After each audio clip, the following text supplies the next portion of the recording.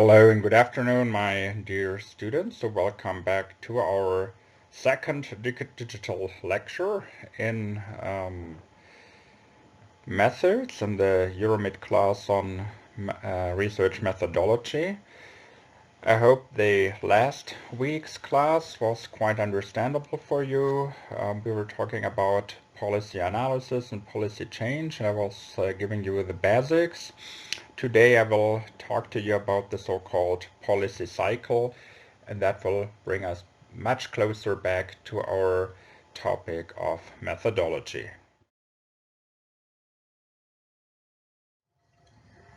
In the first part of today's lecture, I will talk about the policy cycle itself, while in the second part, which comes a little bit later, we will talk about the explanation of policy change. So applying the policy cycle and trying to explain why particular outcomes can be seen, can be detected, can be observed in the empirical reality.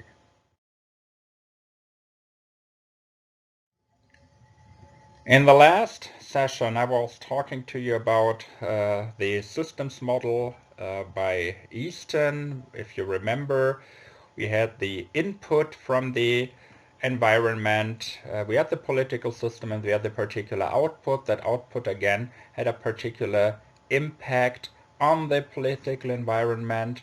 It was taken up there and led to a reaction, or leads to a reaction, and from there basically we come back as an input to the political system, and that's why we have the circle which is going on. And then we have Laswell's phase model of policy making, and that is the basis for the modern type of policy analysis. Today we can see the policy cycle model as the most influential and most often applied model here.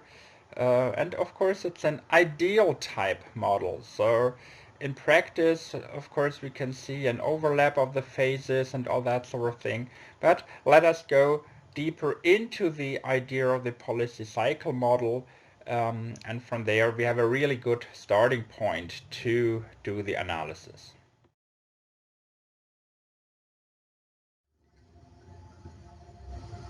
In this slide I would like to give you an overview of the policy cycle and its stages, and we can also find different policy cycles. Some have only 5 stages. The somewhat extended model I present you here on this slide has 7 stages. And what are these stages about? That's basically what we would like to look into. Stage 1 is the evaluation of the situation and the definition of the problem. So we talked about it somewhere out there. There are many issues in our everyday life. Not all of them, nearly none of them are taken up into the political process, into the policy process. Not everything is approached by the government, by the legislators, etc. So not everything which we are interested in, what is important to us, automatically becomes subject or object, I should say, of the political process. So there is that process of politicization of issues, and that means that a particular issue is regarded as important enough or as pressing enough to become part of the policy process, to be taken up by the officials in order to solve this particular problem, not by you and me, but through a law, for example, through government action. The second stage is the so-called agenda setting. That is the process of putting that particular issue, that problem that was defined the step before, on a political agenda so that particular actors in the political scene can and will be dealing with it. That is followed by a phase of more concrete policy formulation. So the concrete steps are planned, are formulated there. Then the policy adoption, policy implementation, the issue is put out into the real world.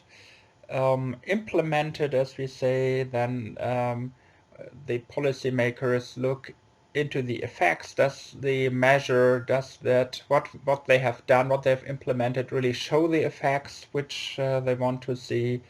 If yes, it's good. If not, they will, in the next stage, amend it. We see the policy support and maintenance. Even if the system is running then, and it doesn't need to be amended anymore, people still have to look after it, have to maintain it, etc. And from there on, we can see a re-evaluation, and always ongoing re-evaluation of the situation, because, as I said, that has an impact on the environment, and that again causes other processes to take on, and for that reason measures are always part of the public discourse, and that might again lead to a new kind of situation, a new kind of problem arising from that. That then again needs to be concretely defined, put on the political agenda, led into the further policy process, and implemented, evaluated, and so on.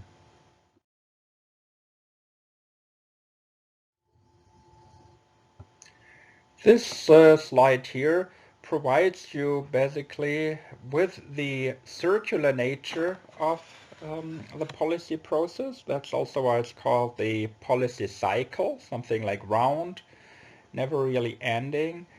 And here that's a little bit shorter version. As I said, we can see 5 to 7 steps. The process basically is always the same. Sometimes scientists like to split up one of the steps into two. Others like to put them together, like 2 steps to one, whatsoever. But the idea behind it is always the same. So here in that we see the process starting with the agenda setting. Before we already had the natural stage of finding the problem to be put into the political process. The guys who wrote this particular scheme, the cycle there, said, okay, that's quite obvious that there has to be a problem found, otherwise the whole system doesn't start. And the most important first step is to do the agenda setting. We will talk about each of the steps in more detail in a couple of minutes. And here we see then the formulation, talking about the impact assessments, the adoption to see the support and advice to regulatory bodies. So that's an administrative step basically taking place there. Then the implementation, evaluation, supported maintenance, feedback, updates, etc. And then back to agenda setting.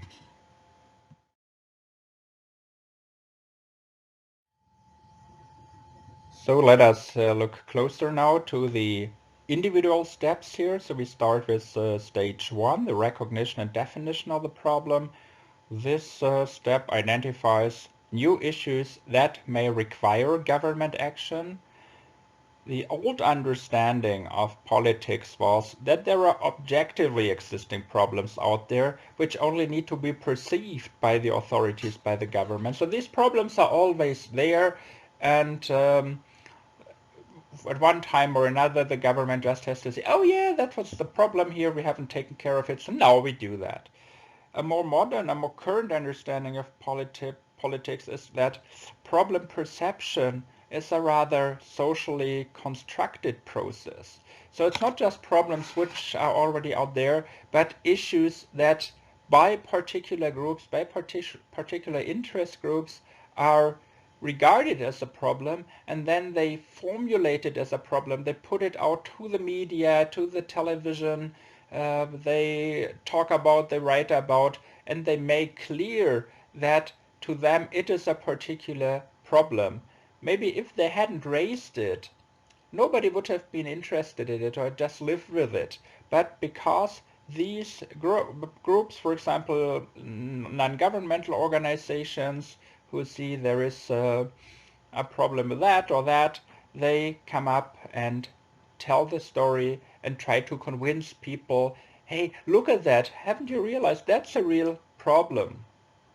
When I go back to the example, we were talking about last week with the roads and the traffic jams, etc. So no, maybe everybody was just okay, people were going, and that was the normal way. You were used to go downtown, you had to stand in your traffic jam, there's a lot of traffic, but suddenly there is a couple of citizens who say, no, we have to change that, we want now that the problem gets solved, we want a bridge or we want a wider road whatsoever, and then they start to lobby for that. They as maybe first of all they send people there with um, big pieces of paper or plastic, whatever, and saying written on there, we have to get over it. And then they go to the mall and speak to people and say, don't you see every day there is that traffic jam, so let's get signatures done, and we sent a letter to the city government or whoever is responsible, to the Ministry of Transportation, say please take care of that issue, and so on and so forth. So there is an um, active way of creating awareness among the people, and with the awareness among the people they try to raise also awareness for the issue on behalf of the authorities.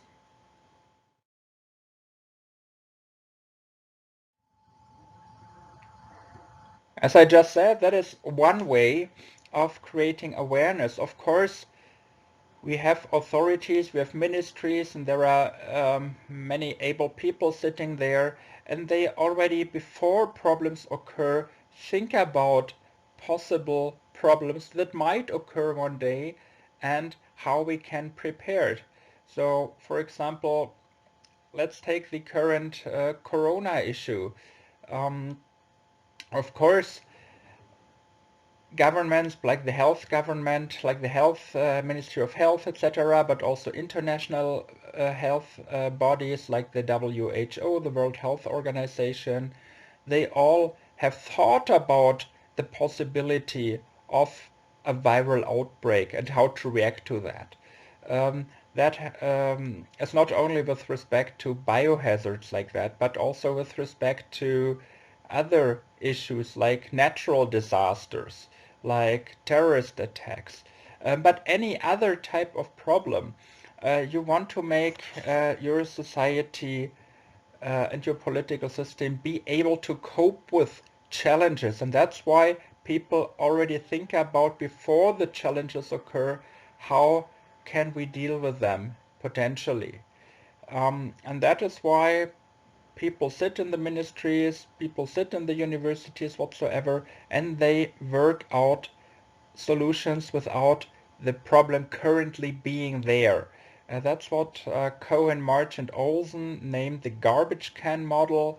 Um, that's a little bit disrespectful maybe to say, okay, you develop a plan, but then you cannot need it at the moment. You don't use it at the moment because the problem is not there. So you just throw it again somewhere into your can, somewhere into your desk, etc., into the shelf, and you wait until you need it. Um, the idea is to be prepared to use them just in case. Um, when we look to the example before, so it doesn't have to be as drastic when we talk about disaster preparation methods, etc. But to our um, example of the traffic jam, and when we just think about this one, of course, the Ministry of Transportation um, thinks about general solutions to increasing traffic, for example. Maybe there are already plans which were developed about how can we deal with the growing number of cars in Greater Cairo and in Egypt overall.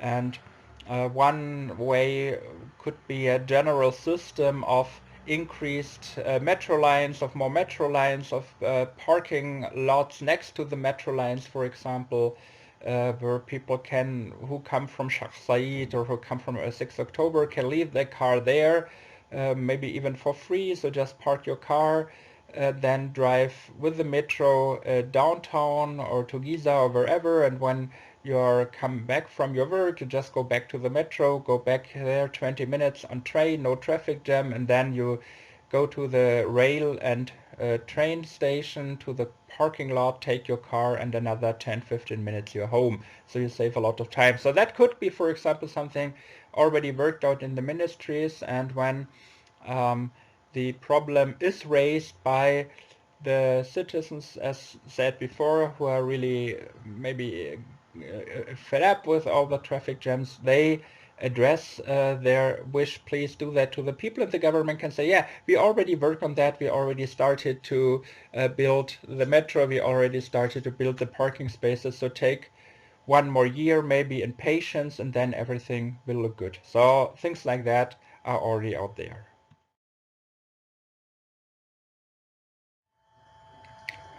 This slide basically is a little summing up of the first stage, dealing with the recognition and definition of a problem.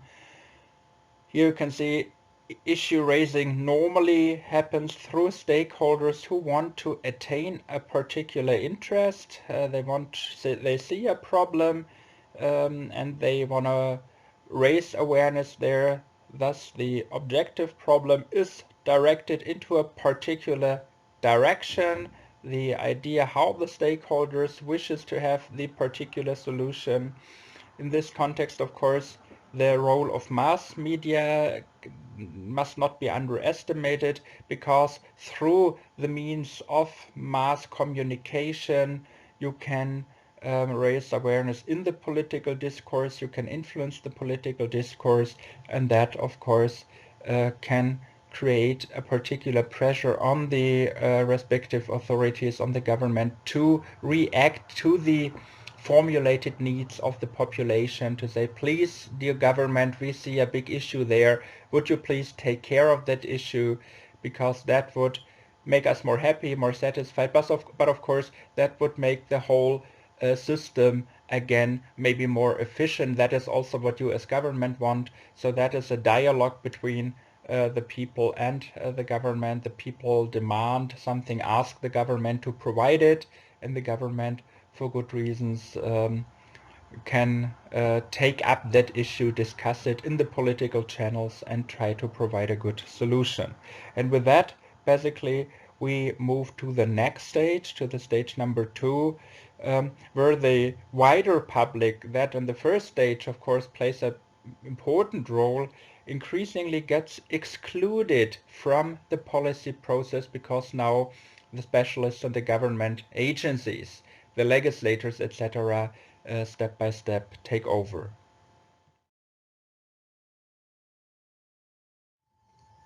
This next stage is what we call the agenda setting stage, and that agenda setting takes place in the circles of the experts and within the government bureaucracy. I wrote here and or, that depends a little bit on the political system we have, whether the circles of experts are already part of the government bureaucracy, or if you have them rather outside and the government cooperates with them, asks them for their expertise, etc. But in general, since we do all the time need the government on the one hand and the experts on the other, we can see that the way of how the agenda is set to deal with the problem is a expert governmental process.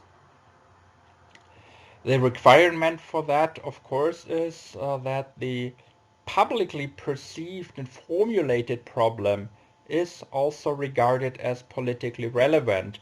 So there are a lot of interests which citizens bring to the government, or try to bring to the government. The individuals are maybe not happy with something very minor, and they still try to spark it and get it to the government attention. But of course the government has only a limited capability, like every government in the world has only a limited capability, and government has to select which problems have to be served first and which others can be dealt with later.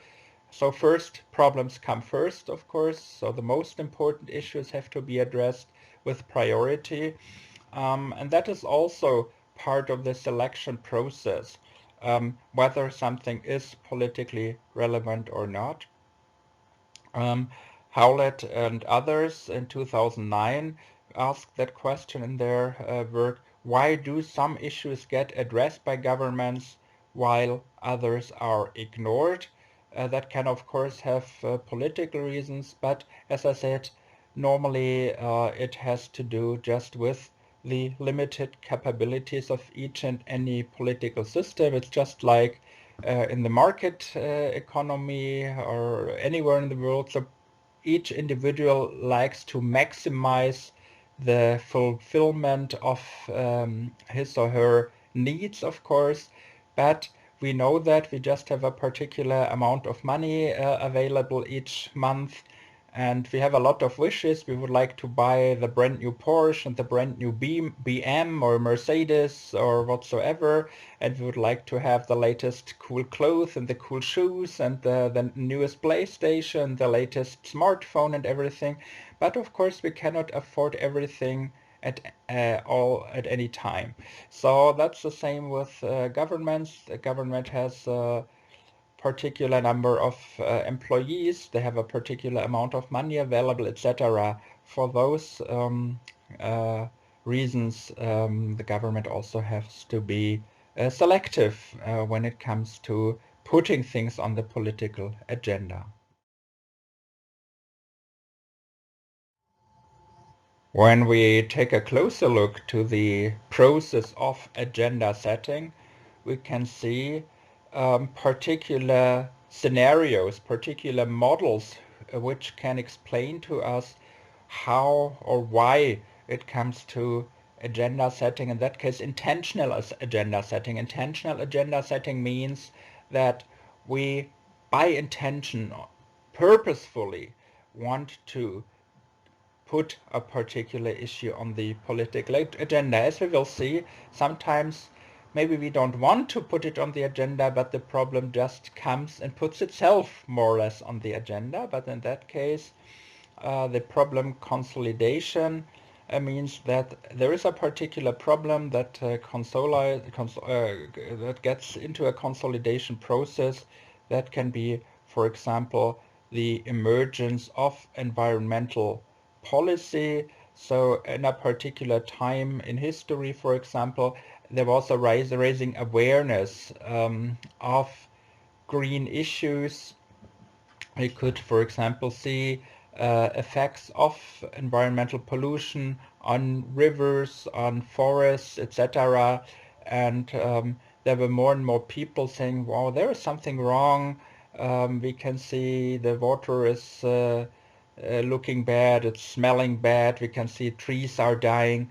So something has to be done. And there were, for example, some green NGOs who try to raise the awareness among the people, among the citizens, and these again said, yeah, you're right, maybe we still want to drive our cars, but at the same time we want to, we accept that the environment is suffering, so maybe we need a government solution for that. That would be that type of problem consolidation. That can often be also very closely linked to external initialization, so an input demand, for example, by an environmental movement, such an NGO, as I just said, from citizens or society agents that are not an established part of the policy field. So that can also be an initialization by the state. That would be different. That would be an agenda setting pursued by actors which are part of the system, part of the state, so the decision-making system.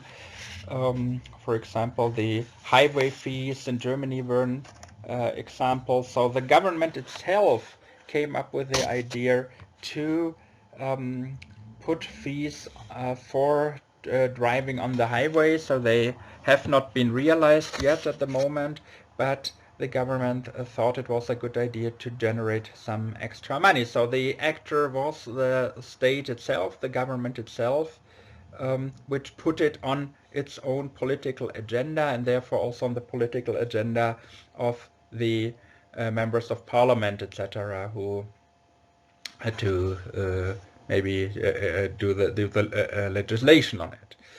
And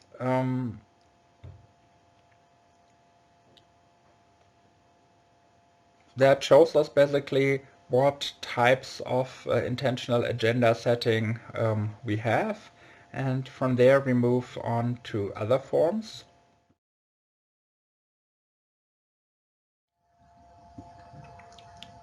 The second variation we have is the purposeful non-agenda setting.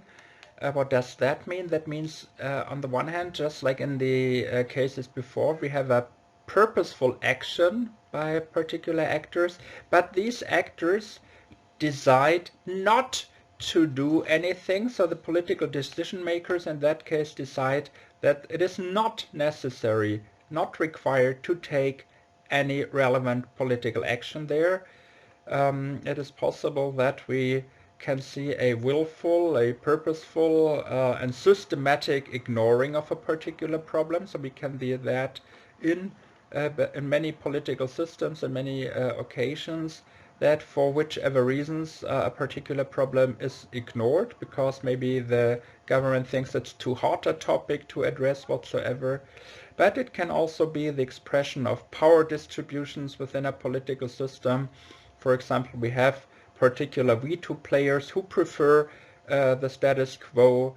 For example, we take again the example of environment, and on the one hand we have the demand by the Greens, for example, by environmentalist movements who say, no, we need to have a much harsher legislation in order to protect the environment, and that would affect, for example, the energy producing companies, or that would affect the car producing companies who would have to build more advanced engines and put in a lot of more filters, and that would make the cars more expensive, and then people maybe would not be willing or able to buy the car so much.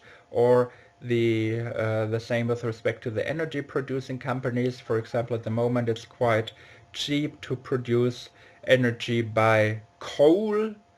At the same time, it's very expensive and not so efficient to produce energy through solar energy or through hydro energy whatsoever. But that would be much more healthy for the environment. But they say, okay, it might be healthy, but for us we would have to invest a lot of money, we would lose. At the moment it's very easy to generate the money with the machinery, with the power plants we have already existing. So we try to lobby against it, and then we have the situation there is, and we talked about that the week before, a very weak organized group, particularly in the beginning of the environmental policy. It was like that the environmentalists were idealistic enthusiasts who were trying to lobby in favor of the environment, but there was a very strong, very powerful, very rich lobby of the energy providers, of the car producers, etc. And they had a lot of money to lobby against those ideas. They were coming up with very heavy arguments saying, okay, if you do that, we will lose jobs probably, we will lay people off, and all those people who get laid off because of that, they won't vote for you anymore. So just look like also in the political process in the US or in Europe or wherever, we can basically see that all the time.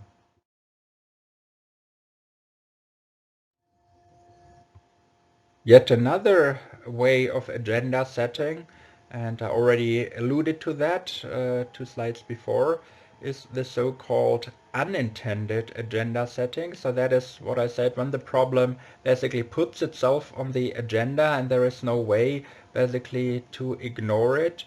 That is often following extreme events such as terrorist acts, natural disasters, technical catastrophe, etc. So at the moment we can see that Corona is such an event. When you see at the political agendas of governments basically around the world, we can see that in a very drastic way governments have to react to that challenge. Look to Italy, for example, where until yesterday, every day, 800 people around were dying from corona-related diseases. We can see exponentially rising numbers of people getting ill, even getting seriously terminal ill with that virus. And that basically leads to immediate reactions. We can see shutdowns of whole countries, of whole economies. People have to stay at home. There is no contacts are allowed anymore between people, etc. Governments react by preparing large sums of money to support the economy, to support individuals, and so on. And of course, related topics come back on the agenda after years of austerity, after the financial crisis, for example, the euro crisis, etc., when many health systems were weakened by austerity measures. People, the number of nurses, the number of doctors was cut back, the support for health, for hospitals, etc., was cut back. And now suddenly we see many health systems in Europe, for example, are not prepared to cope with a major health incident like this one. And that again will come back on the agendas now, saying, okay, we need more money for the health system, we need more money for those systems which are system relevant, which are critical. And that is not only the health system. There is a lot of talk, particularly since 9/11 and since the return or the increase of terrorism, saying we have energy supply, for example, the power grids, water supply for the population, and so on and so forth, the critical digital infrastructure, telecommunications, the internet, everything which might be targeted by terrorists. And then all that came on the agenda. How can we protect the whole society through the protection of critical infrastructures and so on? Also other events such as Chernobyl, where the nuclear power plant in that country came to a meltdown. Maybe you can remember the meltdown more recently in Fukushima.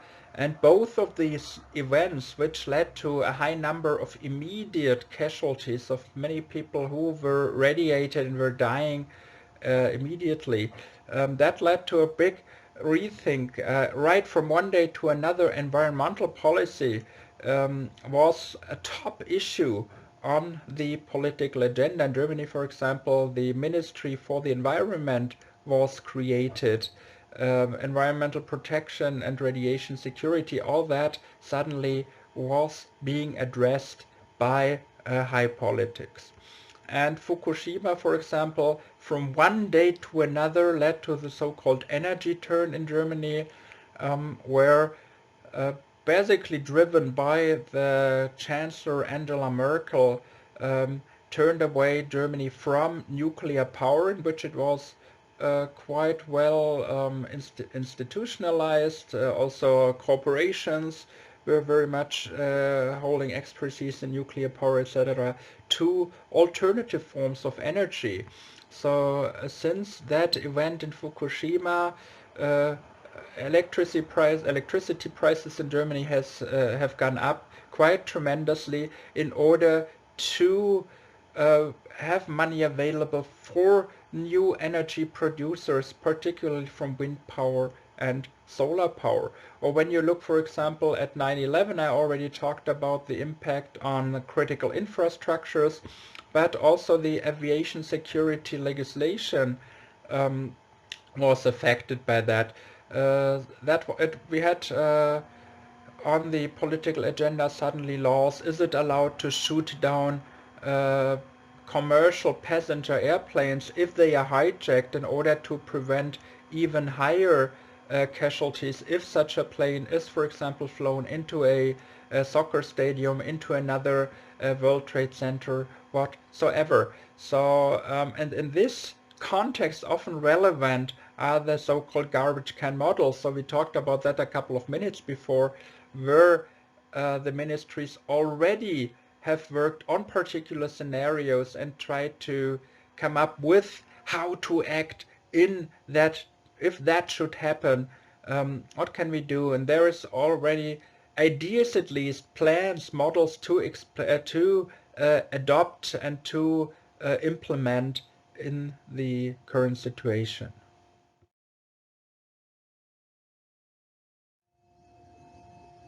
Another type of agenda setting we can see is the so-called cyclical agenda setting. Anthony Down speaks of the so-called issue attention cycle.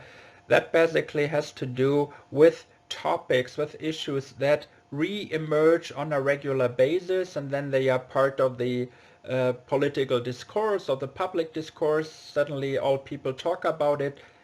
Basically, most of the time no real big political action is taken because the topic after a while flattens down and is not so important anymore. One of these issues often has to do with economic downturn. So as you know, the economy goes a little bit like through hills and valleys, so a little bit ups and downs all the time. There can be boom phases and so-called bass phases, or up and down phases in the economy. And when we can see an economic downturn, normally with it comes higher rates of unemployment, etc.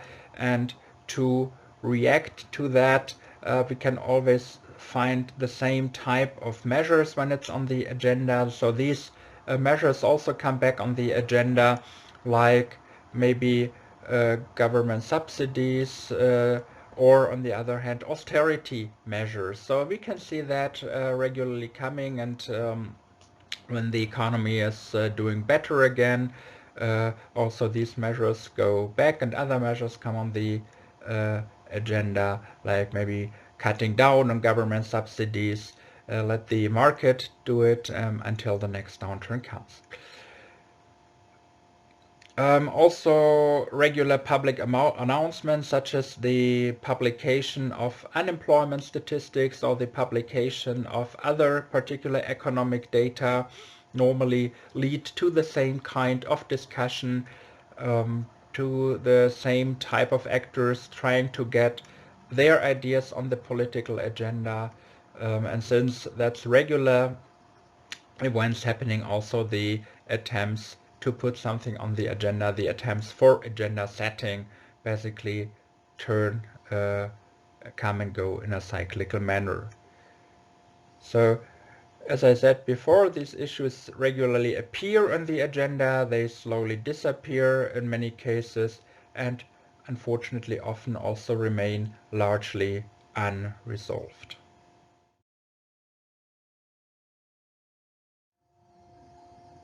That also shows us that not all issues have the same chance of becoming part of the political process, of the agenda setting process. That's why I wrote down a couple of aspects that facilitate the impact issues to get on the agenda. For example, the structural distribution of power in the political system is such a factor. So if you have more structural power in the political system because you can articulate yourself better, you have a higher degree of organizational capacity, you have more resources, meaning money, etc., manpower available, and things like that. When you employ a lot of people, you can put pressure on the government and things like that. Then the degree of public support, for example, when we look back some months, when there was a lot of public support in favor of climate protection, and tens of thousands of people every week were going out on the street in Europe and to a lesser degree in the United States, for example, we could see how politics reacted, how suddenly climate protection measures were put on political agendas from the national governments to the United Nations, etc. So this degree of public support also, of course, is signaling something to the government, and depending also a little bit on the political system and on the degree of importance, the degree of ability the government has and the total structure, these topics normally are in one or the other matter taken up and be put to political discussion at least. So of course not clear which outcome it will have. Do we see a political reaction, legal measures that rather support the demand or maybe are directed against the demand? That's all possible, but at least we can see that the issue is becoming part of the political decision-making process. Very closely to the public support often is the degree to which a society is affected, that can be practically affected when we talk about pollution, when we talk about nuclear energy, or the problems with nuclear energy and nuclear disaster, when we talk about terrorism. Of course, that is something where a society practically is very much affected, but it can also be emotionally very much affected. So often both goes hand in hand.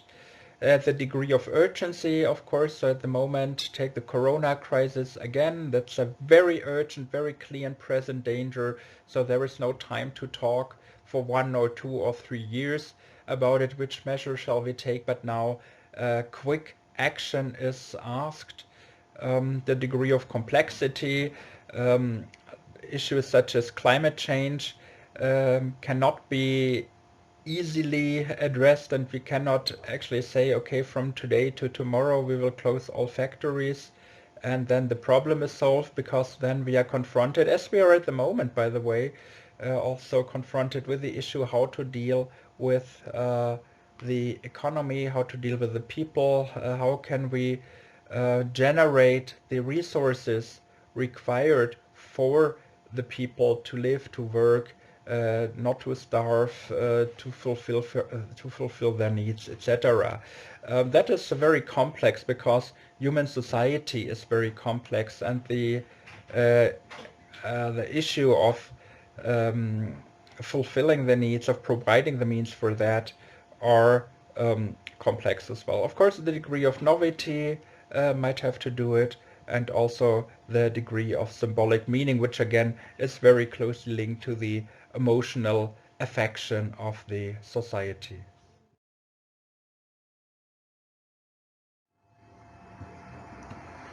Another aspect of agenda setting is the input, and often scientific input plays a particular role, since new scientific results can be the foundation of formulating and forming new policies. Again, of course, that is crucial in our current crisis situation with Corona, where everybody is just waiting every day eagerly for new scientific input to learn more about it, but not only biologists or people from the medicines can be very helpful, but of course also people with a mathematical or the statistic background to do the modeling of how an outbreak works, of what measures must be taken because of the new statistical data. And that is all type of modeling of scientific input that can have a tremendous impact on the agenda setting. Additionally, new focus areas can be anticipated through horizon or foresight scanning events that aim to identify emerging issues of policy relevance. So that is something more directed into the future. There we can see that the sciences not only work on clear and present challenges, clear and present dangers, such as in the corona case, but also with respect to long-term developments. So again, the idea of the garbage can model might play a role here, at least from a parallel point of view. But of course, science normally is interested in thinking further ahead. So there it differs a little bit from politics, who politicians who also have to do with their day-to-day business. Science has the possibility of long-term modeling, of looking what might be an effect in 5, 10, 20, 50 years whatsoever, and by providing that type of information can also influence the policy, the agenda setting. To just give you an example for that, a foresight study may indicate that the growing population and steadily increasing energy consumption per capita will require increased energy production. At the same time, the need to reduce emissions and limit future climate change are required because of the climate change issue, and that may result in policymakers' decisions to increase solar panel production and usage, and form the whole legislation into that direction to say, okay, we will provide for higher amounts of energy and at the same time take care of the environment, take into consideration the challenge of climate change and preventing further climate change developments. Now, when we want to evaluate the stages 1 and 2 we just analyzed, we can basically say that policy processes are already successful with respect to the following. So when we reached those 2 stages, when we went through those 2 stages, we already have a little bit of success in the whole policy process. The problem was perceived as a politically relevant problem, worth of putting policymakers' attention on it, the action deemed necessary by public, by the lobbies, by government, and so on. Maybe a situative event had a positive impact, so in that case we would speak of good timing, and specific aspects of the topic support political interest in dealing with the issue.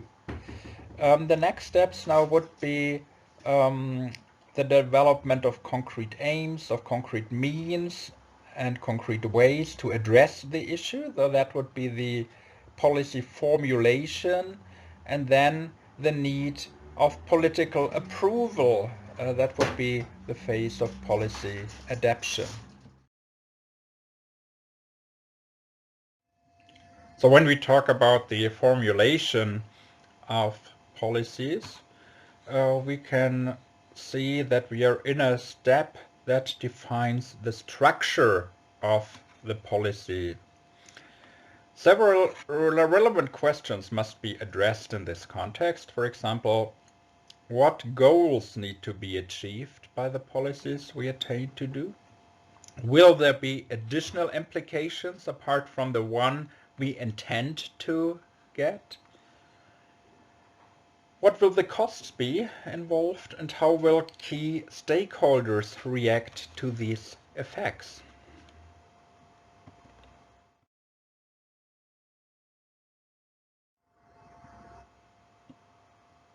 Also relevant is the development of policy alternatives. So that has to do with the evaluation of what exactly needs to be addressed or solved with respect to the respective policy issue. If a diagnosis is faulty, the overall development of a policy solution, of course, will go into a problematic direction because we follow a wrong path, we go after a wrong approach. So finally we find no solution to the problem, we spend a lot of money, we bind a lot of resources and so on. So on this basis, the design of concrete policy options now can take place.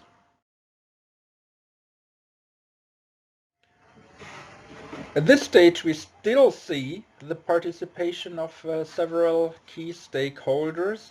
However, what we also see is an increasing takeover of the process by the formal polity. So that means the parliament, the government, and actors of that kind. Here we see the transformation of the articulated suggestions into a concrete political program. Nevertheless, what we still can see is some informal influence of the stakeholders, for example, through their inclusion in the bureaucratic processes, for example, as advisors, as experts, and so on. What is also done in the stage of formulation is a cost-benefit analysis of the various policy options that are on the table, because of course you want to know about the effects, about the implications of the progress, but of course also the costs do play a role, because as I always said, we have a limited amount of financial resources or financial capabilities available. And that has also to be in sort of a balance. So the cost benefit have to be well balanced. And at the end, what we shall see at the end of the stage of formulation is an executable policy program. Another question for analysis is, so for policy analysis, for the scientist who has a critical and analytical view on a particular policy-making process, why can we see the choice of one option in favor of another option, so to say? Or why can we see that one choice was done and not another? The policy cycle per se, of course, cannot answer this question. For that, a further set of theories and methods is required. One of these possible approaches is the so-called policy formulation styles approach, brought forward by Howlett and Ramesh in 2003. And there important parameters which are taken into consideration are, for example, the openness of the political system for new agents, for new ideas, etc. Or alternatively, do we see a strong closed networks, etc. What about the kind of the involved agents, their motivations, blah blah, all that.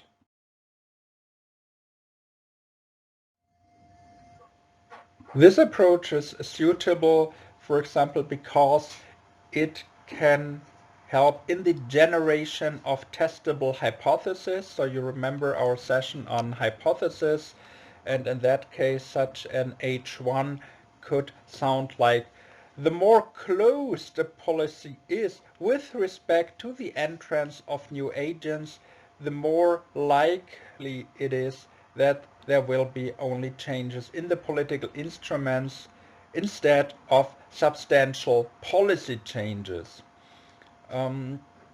So we can generate knowledge about the policy instruments, we can generate knowledge about the degree and range of policy changes this way. Also, part of the third stage, the formulation stage, is the final decision making. So, as I said, we have a number of policy options on the table, and in that stage, a final decision in favor of one of these policy options takes place.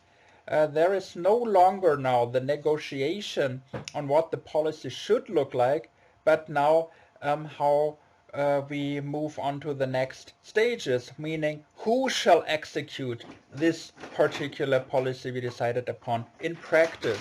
That means which agency will have to execute which particular task, who has to be involved in the execution, who will provide the resources, who will do the supervision of the process, etc. That decision now is only taken by the political decision maker. So there is no more stakeholder involved, not even indirectly, but that is really a political decision making issue now.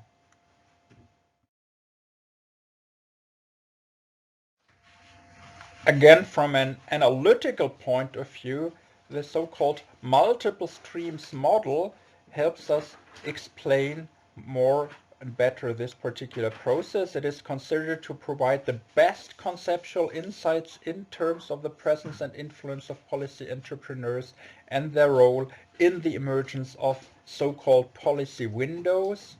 Policy windows are so-called windows of opportunities. We will talk about that in a minute. The multiple streams model has its name because of its reference to three streams, which shall explain the gap between a problem getting attention and the adoption of an impactful solution. In this context, Kingdon claims that these are not linear processes taking place one after the other, but rather that these three streams are to be treated as separate streams able to happen in any order. He states that the three streams must come together at the same time.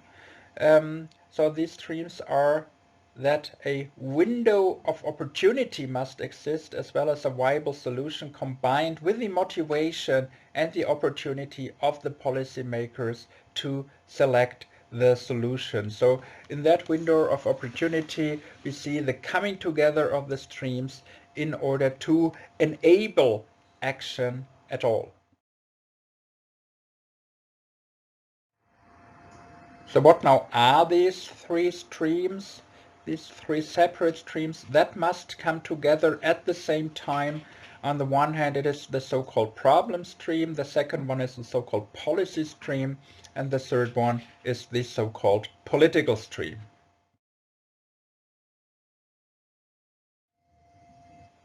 So let us take a closer view on each of these streams. The first one, the problem stream, means that attention lurches to a policy problem. Policy problems are policy issues which are deemed to require attention. We talked about that some slides before. Problems get attention based on how they are framed or defined by participants who compete for attention. So the framing process, how to present the particular problem is quite important. So, unfortunately, we cannot go into really deep there because these are psychological processes which take place. But you can Google it and read a little bit about yourself, or if we have the opportunity, we can talk about it in another opportunity when we talk much more about political psychology, for example. In some cases, issues receive attention because of a crisis or change in the scale of a problem. Also, we talked about this. Only a tiny fraction of problems receive policymaker attention because of the limited capabilities, because of many competing problems, etc. Getting attention is already a major achievement which must be acted upon quickly before the attention shifts elsewhere. So this problem stream is basically the stream in phase one, where we talked about how an issue gets from an everyday life issue to a politicized issue.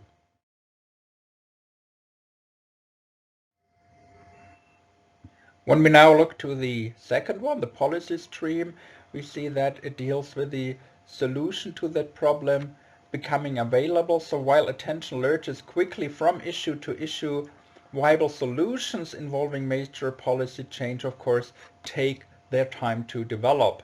Kingdon describes ideas in a policy primeval soup, evolving as they are proposed by one actor, then reconsidered and modified by a large number of participants who may have to soften up to new ideas. To deal with the disconnect between lurching attention on the one hand and relatively slow policy development on the other, they develop widely accepted solutions in anticipation of future problems, then find the right time to exploit or encourage attention to a relevant problem.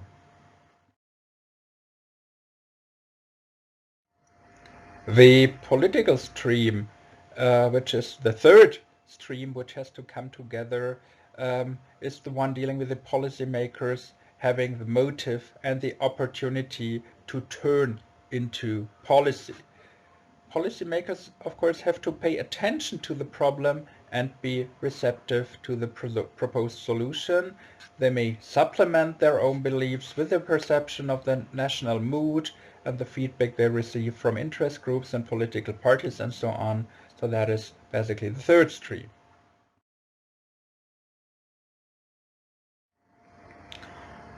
And these three streams have to come together at one specific point in time.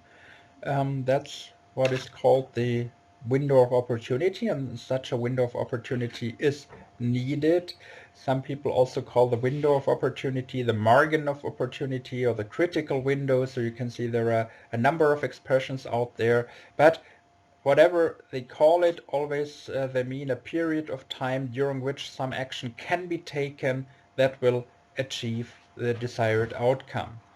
And once this period is over, the window of opportunity has closed, and then the specific outcome is no longer possible. Then the circumstances do not provide for that anymore. So that's why this window of opportunity is pretty critical in the policy decision-making process. In addition to the three streams, on the one hand, the window of opportunity on the other, a third relevant factor is important, and that is the so-called policy entrepreneur.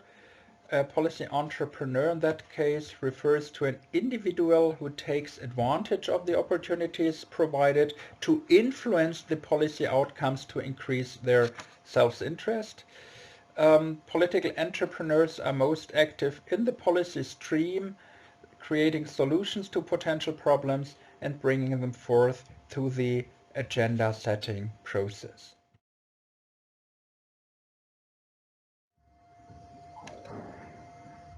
On this slide you can see basically in a graphical way the multiple streams model, the problem stream, the policy stream, and the political stream, all moving distinct from each other, with the problem stream having to do with the indicators, events, comparisons, interpretations, definitions of a particular problem, the policy stream being the primeval soup, in inverted commas, of solutions, alternative specifications in a community of experts and so on, and the political stream being the elections, the national mood, the types of interest groups, the activity, the budget cycle, and so on.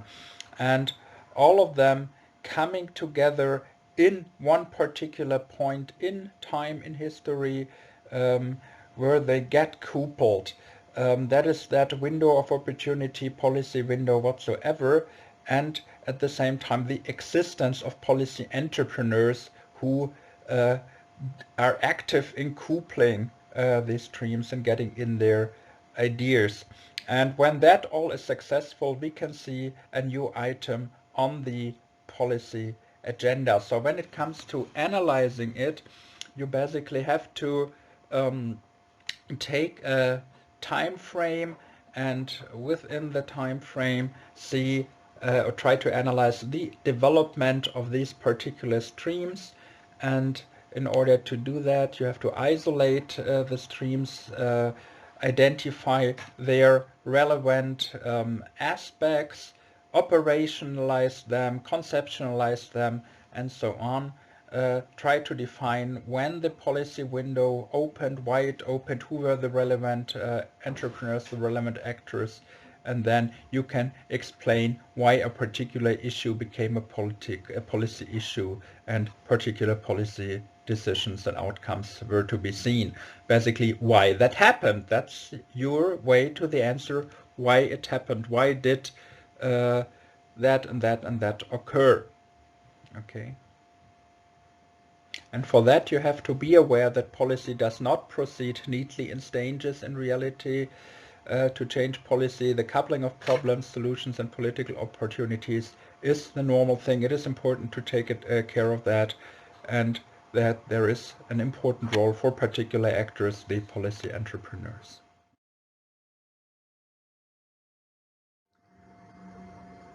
Also, science itself, of course, has a critical role in that stage. The stage of formulation, science can be and normally is also incorporated through impact assessments, which aim to comprehensively assess what effects will occur from a potential policy. So that is also a role we as political scientists or economists or whatsoever can have here. Of course, also technical experts, all kinds of experts are invited, depending on the particular issue, to take part in this phase. The assessments can study multiple strategies to identify an optimum policy. So when we come back to the example of the double challenge of increasing populations and at the same time increasing climate change, and the need which comes together gets along with the increasing populations of higher energies, which have to be climate neutral at least, then the expert advice could, for example, tackle questions such as, should government offer tax breaks to start-up renewable energy companies, or should they offer individual subsidies to buyers of solar panels? Of course, issues like what might be the effects of these actions, of this measure taken or this measure taken, all that would be something scientists would have to answer. Either scientists who are hired as external experts, as policy advisors, or of course those scientists who are working within the ministries, etc. When the policy formulation is finished, we move to the next stage, stage number 4, which is the stage of policy adoption. In that stage, it's about the attainment of the appropriate approval. So that can be governmental approval, that can be the approval of the legislature, that can also be, for example, a referendum, which is necessary. Maybe if the policy development is, so the policy outcome, which not the policy outcome, the policy measure is a constitutional change, for example, a new role, for example, of the president, because the idea to address a particular problem is a more strengthen the role of the president, then we might need a referendum to get done with the change, and so that is something which is taking place here. And then it's the start of the adoption of the policy decided upon. Also in the phase of policy adoption, the scientific input can be quite significant. Those in charge of approving a certain policy will often seek external advice that is independent of those who drafted the policy. Scientists can be called upon to offer advice within the decision-making process. So let me give you an example.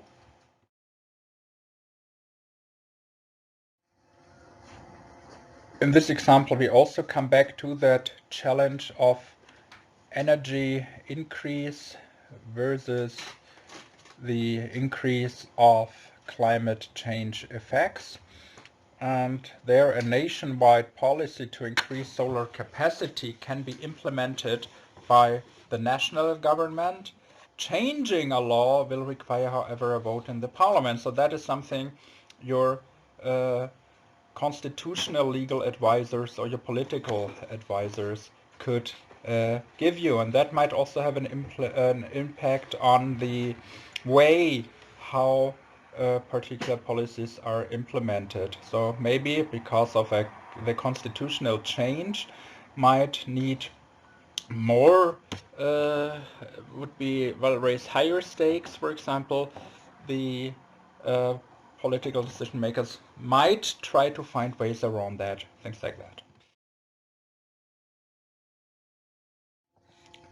This stage now, the fifth stage, is the stage of policy implementation, and that deals with the allocation of resources, of know-how, etc., of all that things to the correct partners to implement the policy.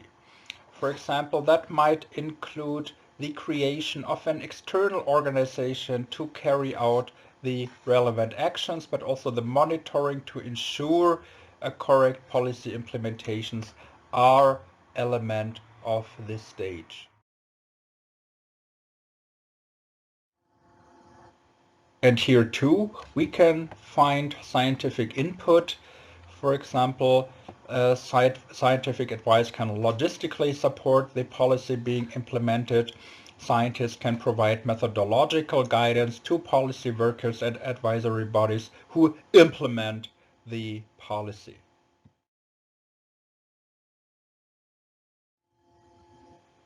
To give you also a brief example here, administration processes to allow organizations and individuals to apply for solar energy subsidies or tax benefits need to be created when we talk about our classic example we've used before.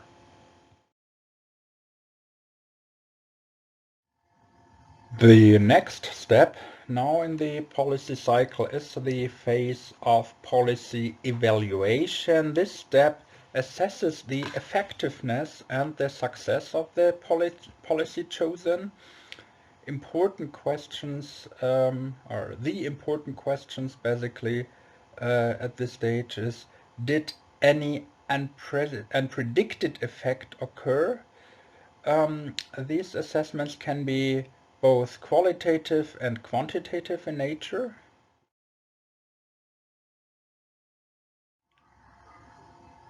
Again, scientific input can be very demanded at that stage of policy evaluation, particularly when I talk about quantitative and qualitative models which can be used there in order to evaluate the efficiency and effectiveness of policies.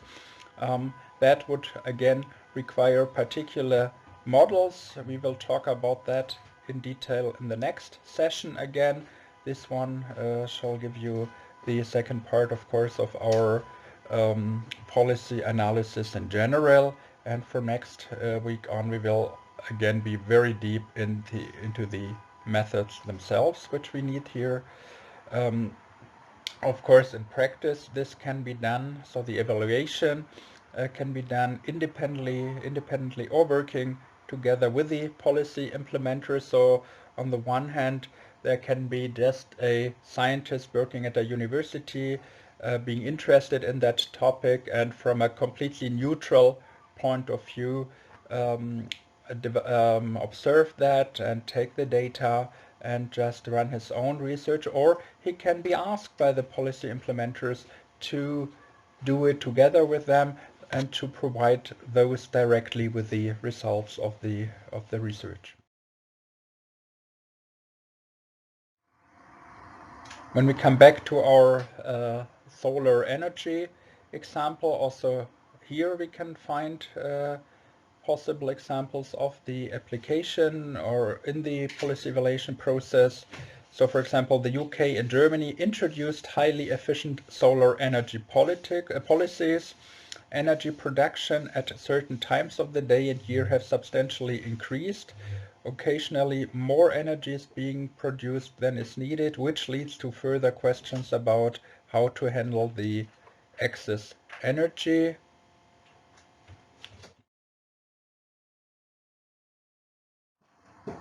So now we reach the last step, so to say, in the circle before we come back to the initial stage, which then might act again as a reaction to the final product.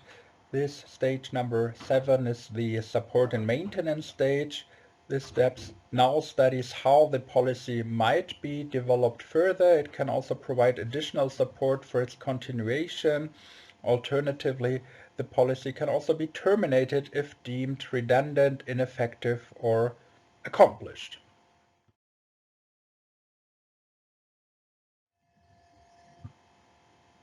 At this stage, the scientific input could look like as a policy is continued, scientific advice may be needed on an ad hoc basis, so everything is running quite smoothly. Suddenly you see there is an unexpected issue, and then you can ask as a policymaker for science to help you jump into that issue. Also, of course, updated feedback can be given when needed to help maintain and improve the policies.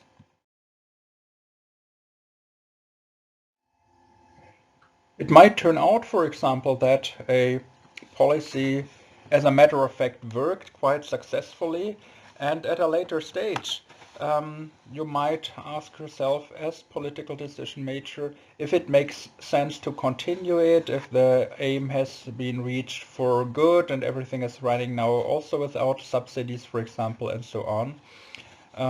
In the case here, a question would be, for example, should the solar panel policies be continued, or should policies now focus on improving national electric power grids, or should energy storage policies be developed instead? Again, don't forget, we have still only a limited amount of resources, of money, etc. available, and if one thing is already running smoothly and doesn't need subsidies, for example, anymore, because it is very much established on the market. People have accepted it, have changed their patterns of behavior.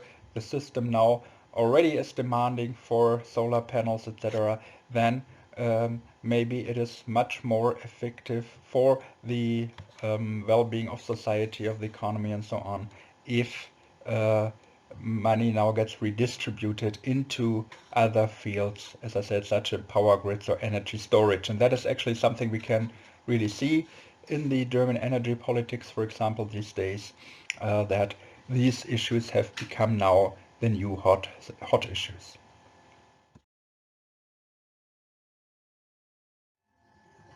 The policy cycle now helped us to fill the first gap, so to say, within the East model, or within the model of how a political system works in general. It filled the blank of the political system and showing us how political decision making works, how from a rather general issue in society an issue becomes a policy issue, and which phases it has to go through to get implemented and monitored and maybe removed or changed in the real world out there, beyond the political decision making and beyond any academic supervision. Now we try to fill the next blank, and that is the policy change itself. So far we know how a political system functions in general, how political decision making works. Now we want to see in detail how policy change can be explained.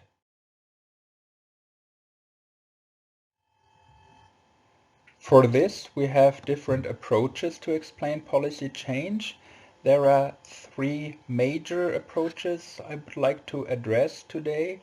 One is the approach of policy learning, the other one is the approach of policy transfer, and the third one is the so-called lesson drawing approach.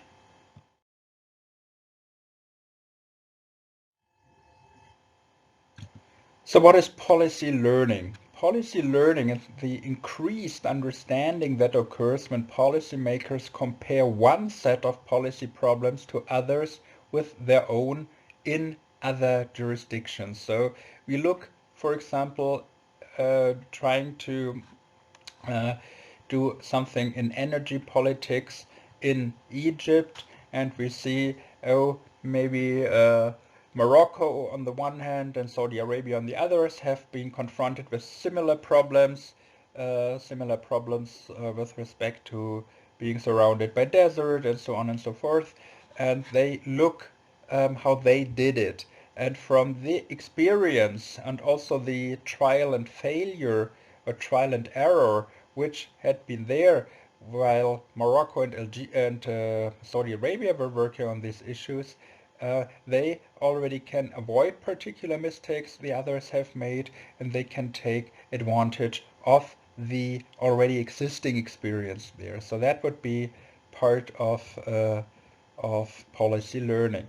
It can help in understanding why a policy was implemented, and it was basically back in the 1960s that academics started to study how policymakers learn about policy. So that policy learning for far more than half a century now is an established sub-discipline in political analysis, and therefore the tools available are quite acceptable so far. What is also interesting is the empirical data there. During that time, countries were experiencing social, political, economic, and technological change. So 1960s onwards, we've seen many changes in those areas, and researchers discovered that governments in different countries faced similar problems in policies and programs amidst the problem of uncertainty and the issue how to handle problems in financing, in welfare programs, and so on and so forth. So that basically inspired the academic research, and that academic research could be used frequently. It has been used ever since also for political decision making itself. In general, we can say that policymakers start to learn about policy through facts, of course, also from first-hand experiences, from own experiences, or from the experiences of others, as I just said, with respect to our cases of Morocco and Saudi Arabia. Policy instruments and policy implementation are the steps to policy learning, and policymakers review policy objectives, tools, and implementation strategies. We speak of instrumental policy learning in the context when we think about the acquisition of knowledge about the effectiveness of various policy instruments and implementations. Because policymakers, of course, they have to make choices about the appropriate policy intervention tool or tools to use, and the aim there is to discover the most effective tool or tools that consume the least resources. Again, so the cost-benefit ratio here plays a role, and there when you look into your own experience, into the experience of others, you can learn a lot about their experiences, the previous experiences concerning the cost-benefit ratio. And this is basically an important step in instrumental policy learning.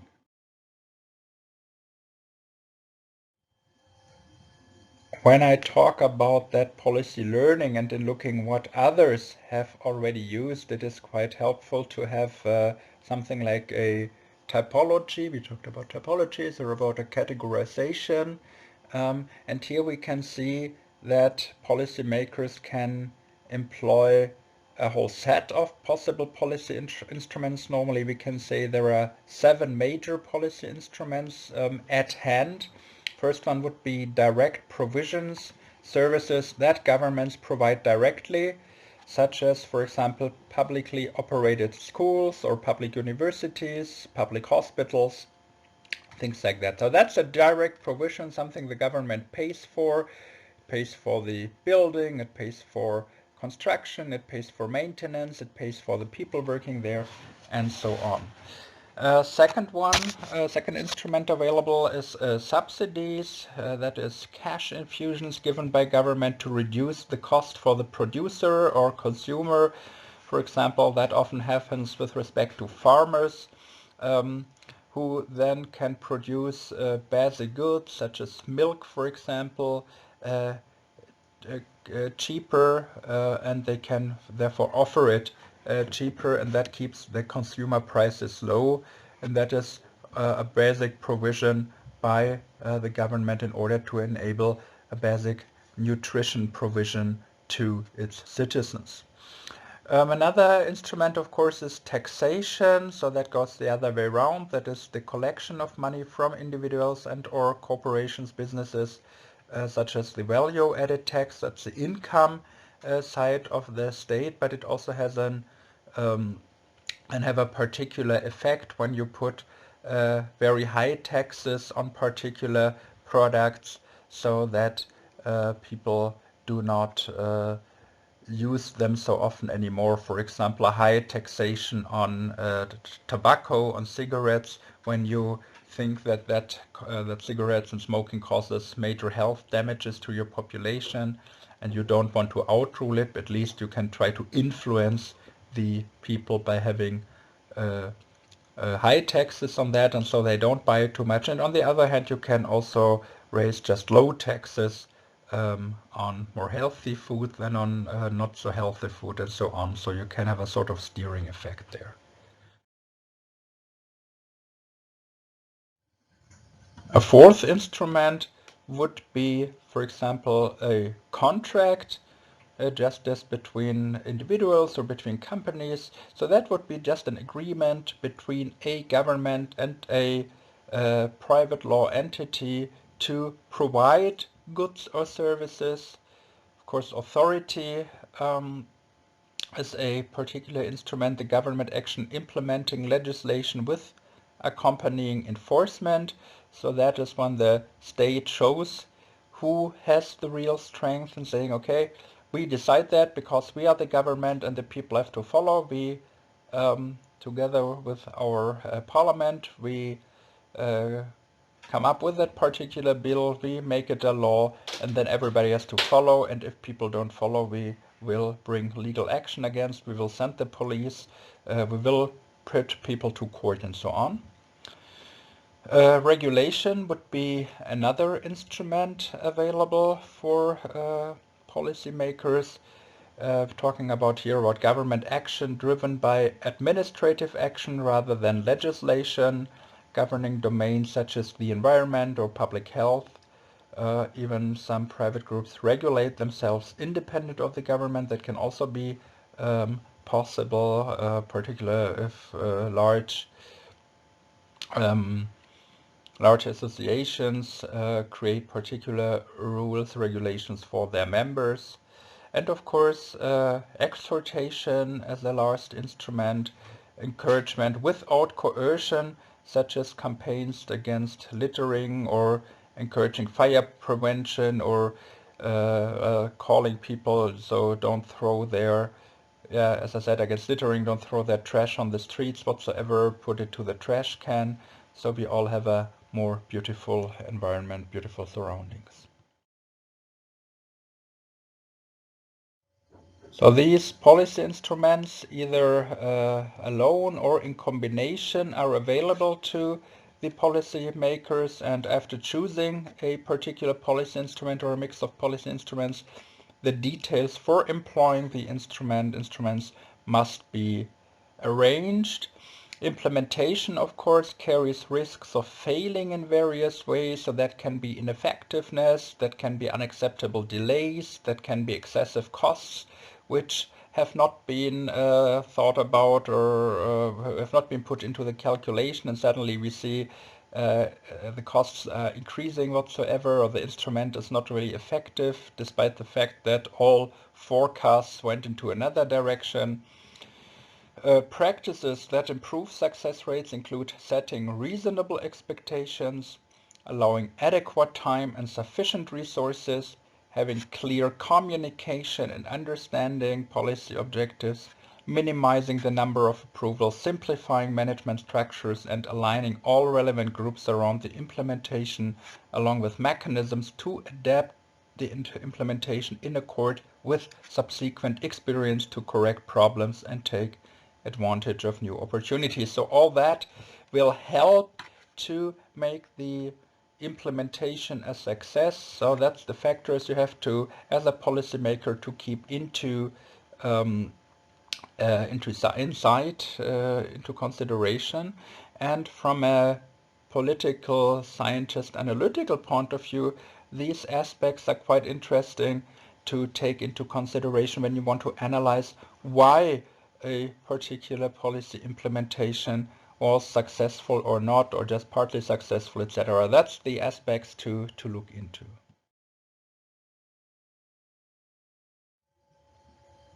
In order to help you with that, I put up a list of practices that improve success rates in policy implementation. We can just read it together here. Setting reasonable expectations, allowing adequate time, sufficient resources, clear communication, minimizing the number of approvals, simplifying management structures, aligning all relevant groups around the implementation, and mechanisms to adapt the implementation in accord with subsequent experience to correct problems and take advantage of new opportunities.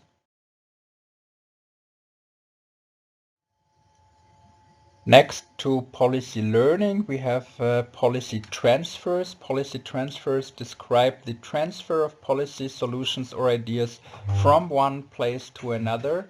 So, for example, one government more or less imports the policy from another country to another country.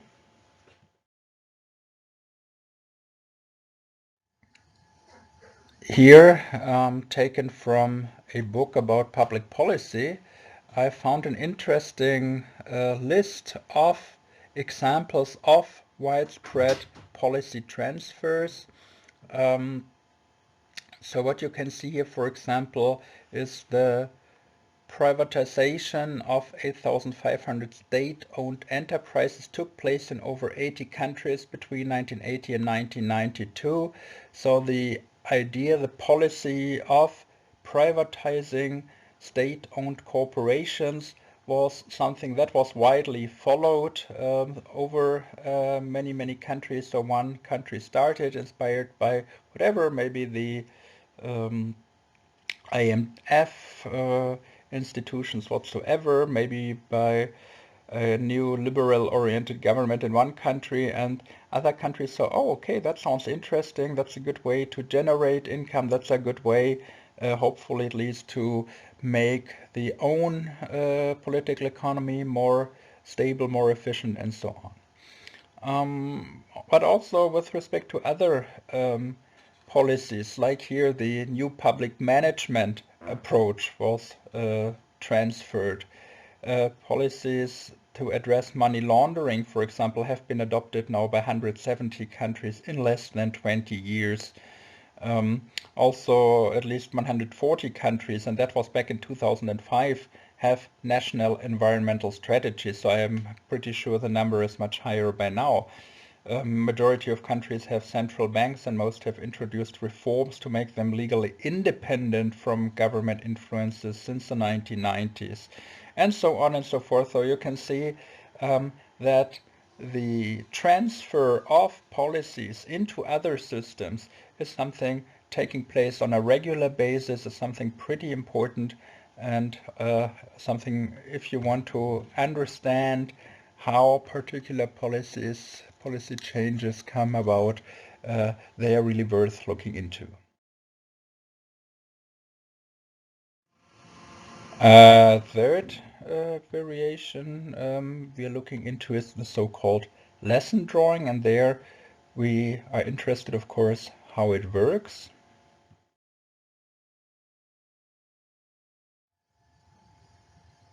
Again, in a textbook, I found this very interesting table here, 10 steps in lesson drawing. So what are these 10 steps? First of all, learn the key concepts, what a program is, and what a lesson is and not, then catch the attention of policymakers, scan alternatives and decide where to look for lessons, learn by going abroad, abstract from what you observe a generalized model of how a foreign program works, turn the model into a lesson fitting your own national context, decide whether the lesson should be adopted, decide whether the lesson can be applied, simplify the means and ends of a lesson to increase its chances of success in your home country, and evaluate a lesson's outcome prospectively and, if it is adopted, as it evolves over time.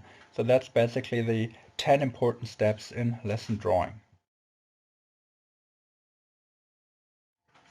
The next question in this context, of course, is from where are lessons drawn? The diffusion literature examines which states tend to innovate or emulate. Some countries are rather known as innovators in certain fields, for example, Sweden with respect to the social democratic state, or Germany on inflation control, or the UK on privatization.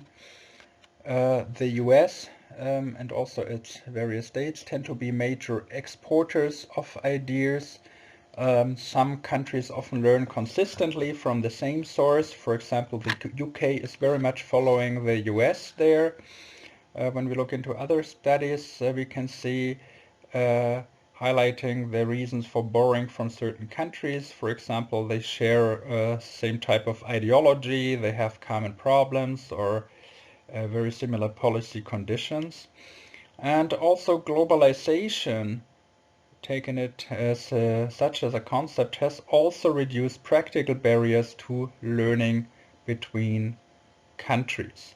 When we go back to the first line, maybe I should explain when I say that the literature examines which states tend to innovate or emulate. So innovation, of course, is countries who come up with their own ideas, and emulation then would be those countries, the emulators, emulation, the process of basically copying, of drawing the lessons and importing the implications. Another question there is who is involved in lessons drawing. There we can see, of course, the elected officials, civil servants, interest groups, international organizations, and then also our policy entrepreneurs who use their experience in one country to sell that policy to another. For example, a whatever Harvard Business School professor traveling the world selling new public management. Then international networks of experts who feed up ideas to their national governments, multinational corporations who encourage the race to the bottom, or the reduction of taxes and regulations in many countries.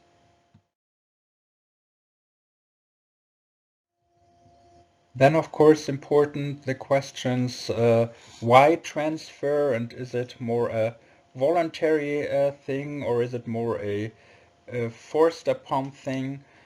Some forms of transfer here we can see are more voluntary than others. Lesson drawing is about learning from another country's experience without much pressure normally. At the other end there is coercion. In other words, we speak of conditionality, and of course that is something in the Middle East we know very much.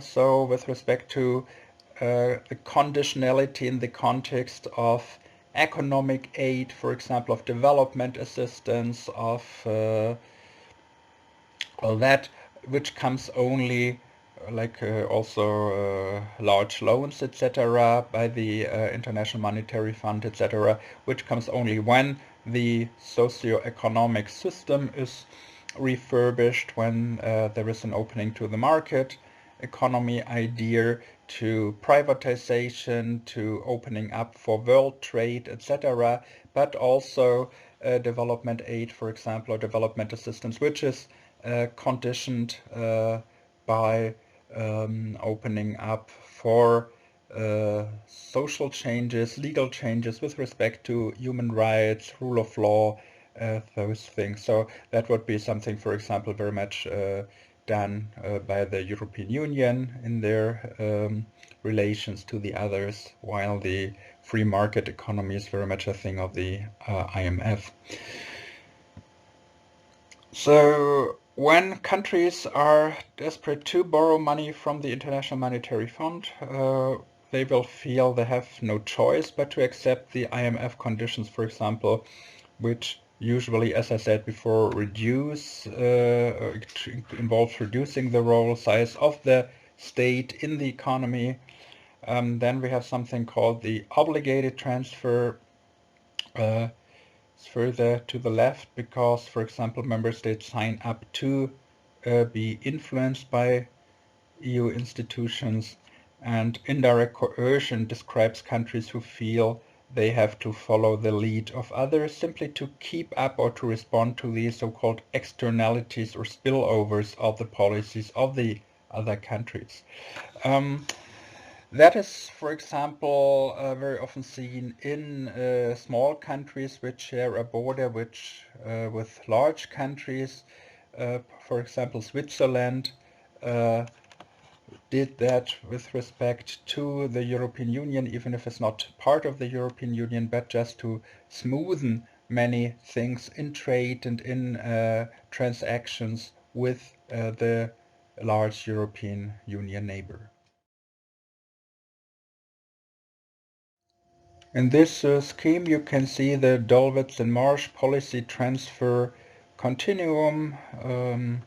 And here basically you can see from lesson drawing to coercive transfer, meaning direct imposition, the various steps which are in between, voluntarily but driven by perceived necessity to conditionality over obligated transfer. So I think it's quite a good overview to make clear that the transfer of particular policies is not necessarily all the time something you want in the first place as a state, but something which you deem necessary, or which basically is a condition you need to fulfill if you want to attain something different. Here, of course, we can ask ourselves what and how much of it is really transferred, and there we can see that there is a quite big span. So transfer can range from the vague inspiration or the very quick decision not to emulate and instead to learn negative lessons, also possible, to the decision to completely duplicate the substantive aims and institutions associated with a major policy change, taking decades maybe even to complete. It can also be a cover for something you plan to do anyway, because international experience today is a great selling point, and when you already thought about changing your economic system and sell corporations, etc., which were state-held, but you think it might not be perceived very well, but then you can try to say, well, it's an international necessity to do so. That's the international trend, and if you want to keep up with the others, if you want to be perceived as a equal trading partner, we just have to do it, and then you can sell it. So many reasons behind that, and as I said, from a little bit of inspiration to complete copy paste, everything is possible. When we want to be a little bit more precise about that, everything is possible, we can ask ourselves the question, what can be transferred in terms of concrete matters? Of course, political aims can be transferred, political instruments, so-called policy instruments, can be transferred, political programs, institutions, particular ideas, attitudes, or maybe even whole ideologies.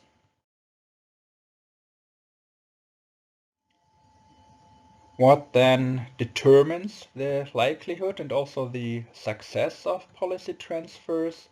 For an importing government to be successful, it should study the exporting countries policy and political system enough to know what it really made a success, and if that success is transferable, maybe the political system is entirely different, and then you cannot easily transfer and implement the idea in your political system. So you really have to understand what is the success factor and the context it made it possible.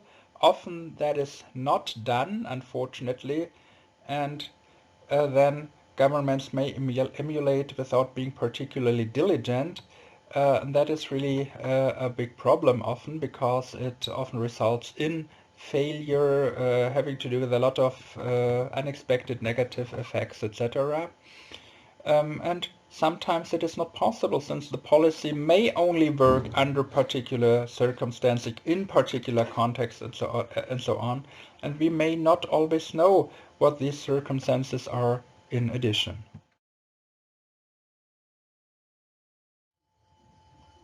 Much also depends on the implementation of policy, particularly when the transfer is encouraged by one organization and accepted reluctantly by another. So that is, of course, when we talk about the conditioned transfers of particular institutions, etc., then we might face problems as well.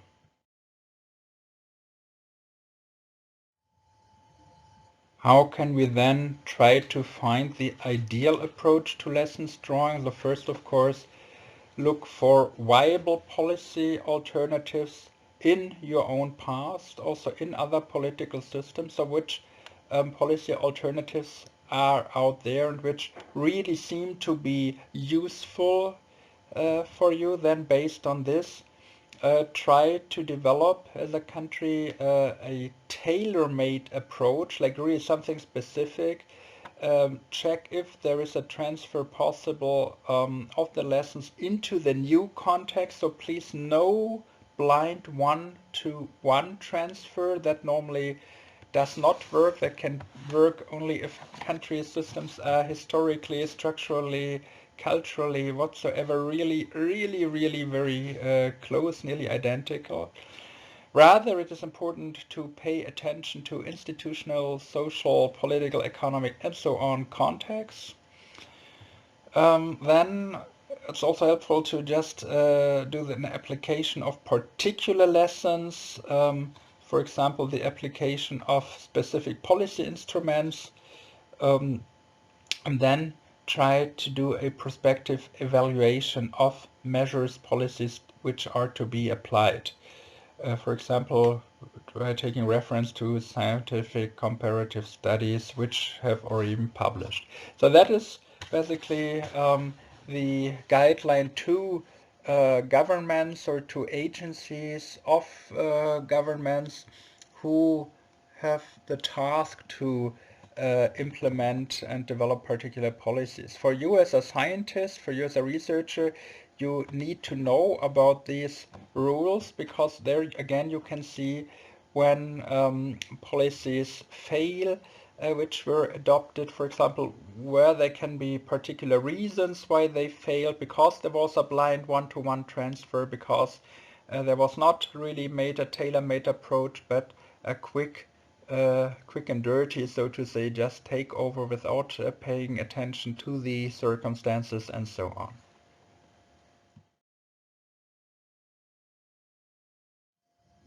The last slide of today's lecture shows you an overview of the possible types of lesson drawing here. So the number one would be just really a copy and paste approach, a one-to-one transfer. That is normally only possible within the same political system. So maybe from one state to another within the same system whatsoever, but something you have to be really very careful when you do it as a government agency, and something you can look particularly critical to from the analytical point of view, so your point of view. Then adaptation, a large takeover of policies with slight modifications. And we have the third approach, the hybrid approach, a combination of imported policies with your own policy ideas, policy approaches, then a synthesis, which is a combination of elements of various policies from various eras, areas, systems, etc. And 5, that would be the slightest form, just get an inspiration. For example, you send a group of experts from your country, from Egypt, to 5, 6 other countries, see how they deal with the health system reformation, for example, and then see, okay, that's ideas, and from there we develop our completely own approach, but we get a little bit of inspiration. That was our session for today. Second part of policy analysis. What I showed you here is the workings of the policy cycle and explanations for policy change. This, along with the lecture last week, shall serve as a way into practical policies and show you where we need, in particular also, and how we need, how important it is to deal with methodology and how we can use it in the real world, so to say. Next week again we will go much deeper into concrete methodologies, but for now I really hope you enjoyed learning last week and this week about policy analysis, which is a very important field, a very method and theory oriented field. And if you have any questions, please feel free to let me know. We will also see how we can continue the classes in the next couple of weeks, and I wish you a very great day. Stay safe, stay healthy, inshallah. Bye bye.